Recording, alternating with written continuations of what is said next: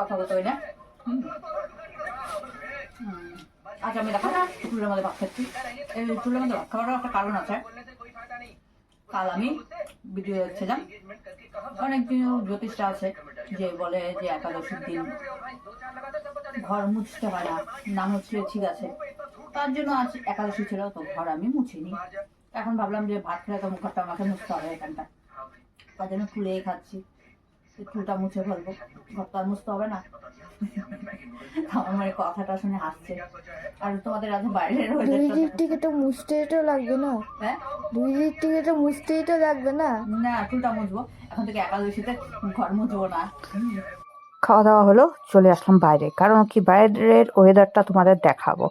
তো দেখো বৃষ্টি পড়ছে না কুয়াশা পড়ছে ঠিক বুঝতে পারছি না, অনুভব হচ্ছে গায়ে, কিন্তু চোখে কিছুই দেখা যাচ্ছে না। বারবার দেখার চেষ্টা করছি, আর এতটাই ঠান্ডা লাগছে, একদম গা মনে শিরশিরে যাচ্ছে। সকাল থেকে তারপরে একটু মোবাইলটাকে জুম করে নিলাম, দেখছি যে সকাল থেকে কিন্তু এরকমই মানে এইভাবেই পড়ে যাচ্ছে।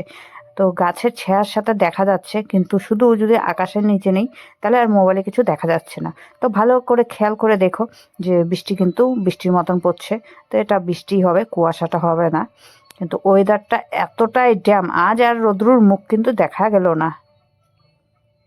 আজ আর সূর্য মামাকে দেখা যায়নি, তাই বলে ফটাফট ঘরে ঢুকলাম, কারণ ঠান্ডা চোটে আর বাইরে থাকা যাচ্ছিল না।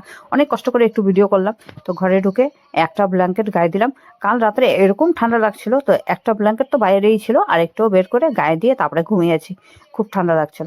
তারপরে সন্ধ্যে না হতে হতেই দেখছি অন্ধকার হয়ে গেছে, সাথে বৃষ্টিও পড়ছে। তার মধ্যে কি হলো, জুতোগুলো গিয়েছে ভিজে। এখন যদি মনে করো রাস্তায় যেতে হয় বা গেটের সামনে কেউ ঠকর ঠকর করে, তো এই ভিজে জুতো পরতে না সব থেকে বড় কষ্ট হবে। একাই মুজেও পড়া, পা তো এমনি ঠান্ডা বরফ হয়েছে, মুজো পড়াতেও ঠান্ডা বরফ হয়েছে। তো আজকের মতন ভিডিও এখানে শেষ।